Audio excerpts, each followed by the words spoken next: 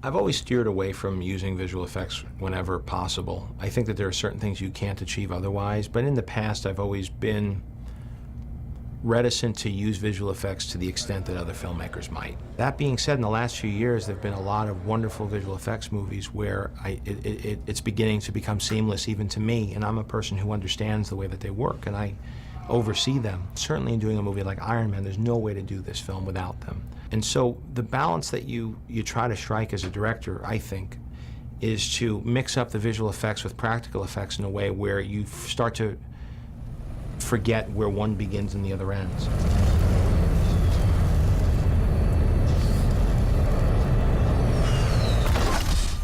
Okay. We looked at all the vendors that we could have doing the special effects on this, and we isolated different companies all over the world that we thought would be good. We looked at them for specific tasks that we thought they might be the best at, and within that we looked at a bunch of tests that they did.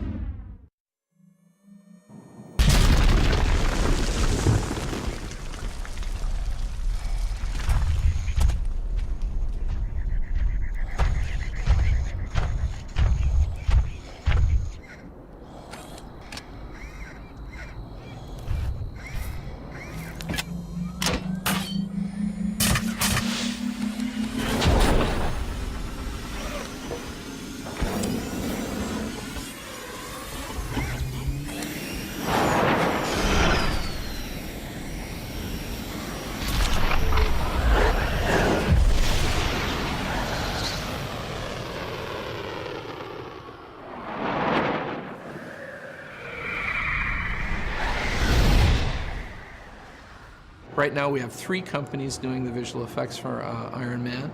We have Industrial Light and Magic in San Francisco doing the lion's share of the work. It's the hardest work, I think. The Orphanage, also in San Francisco, which are ex-ILM people and now have a smaller company, and they're doing some of the smaller stuff. And then we have a very small house in Vancouver, Canada, called the Embassy, who's doing the Mark I sequences, which is the crudest suit, the one he makes out of spare parts.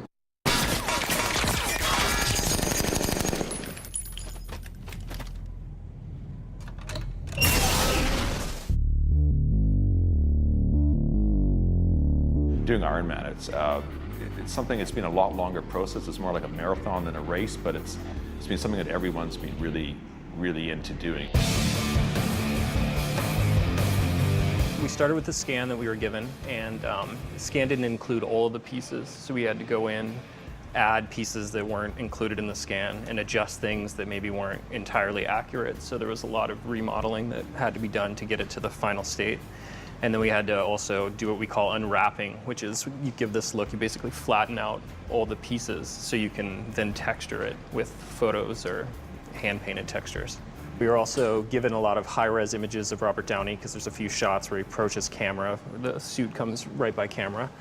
And so using those images, again, we have to flatten it out to get facial textures going. The first Mark suit has all the different signatures of all the parts that are on it. So, you'll see a little bit of paint from one, an insignia of Stark Industries from another. Little details like spinning fans in the back and things like that were added too. We did also rig up these pieces.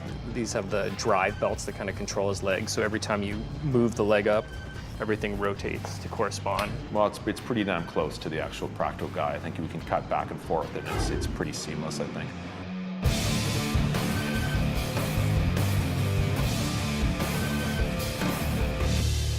Here is a mocap sequence that we got that they shot down in LA at Giant.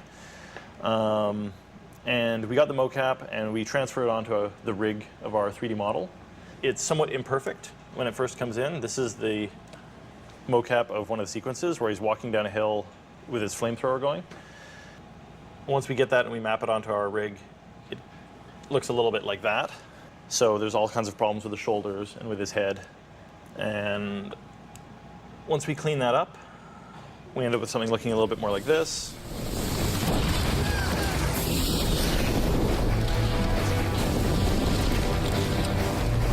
This is based on a still shot. So we have a still plate that was actually scanned at eFilm at 4K so that we can move in on the plate and actually do a camera move down through it that's added into post. But anyway, we take all those layers, which are the CG Iron Man.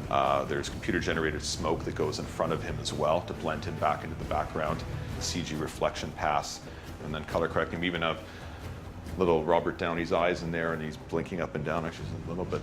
He has a little blinking, and he follows motion. So we move a null somewhere where we think the insurgent should be, and his eyes will track and follow them in that area where we think it should be looking.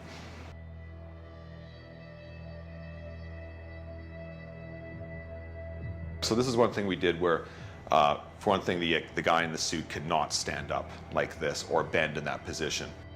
Even when we motion captured the actor, there's still some issues where you would see pass through. His hand may move and his forearm may intersect with his bicep, or his hip may intersect with something else. Like right in here, you can see this has to be really close where it's actually moving and not intersecting with his hip to make it look real.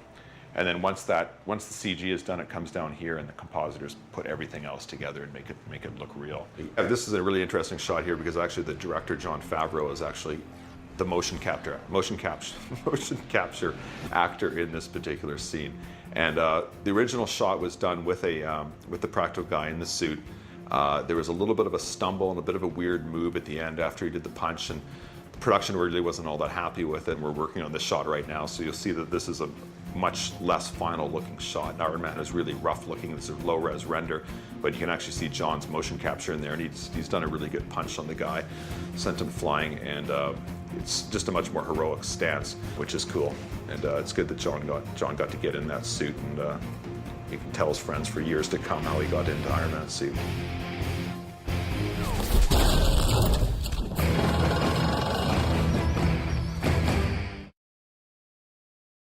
Everyone in our industry wants to make shiny metal robots, you know? So having a big metal robot guy running around blowing things up is kind of your dream job.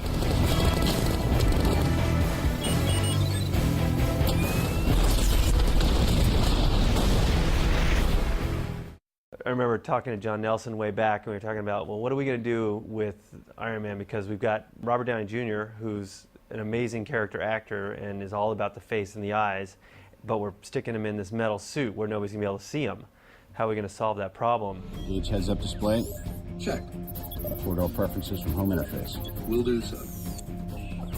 19 months ago, I walked into visual effects supervisor John Nelson's office, and on his wall, he had a picture from 2001, A Space Odyssey, of Dave in his helmet with all the reflections on his face in the slit scan sequence. And I said, well, what's that doing on the wall? And he said, well, come with me. And we walked over to the storyboard artists, and they had drawn these shots of Tony inside his mask. But they weren't inside his mask because there was this depth to it with graphics in front of his face. And I said, that's going to be the coolest thing in this movie. The HUD was, in many ways, kind of the dream job that we always are sort of dying to get at the orphanage. I mean, you know, we're a visual effects house, and oftentimes we are asked to do visual effects where it's like, make this jet look exactly like a jet, or make this explosion look exactly like you know exactly what it looks like. And the HUD was one of these things where make something that you've never seen before, that nobody's ever seen before, but yet something that everybody thinks is really cool.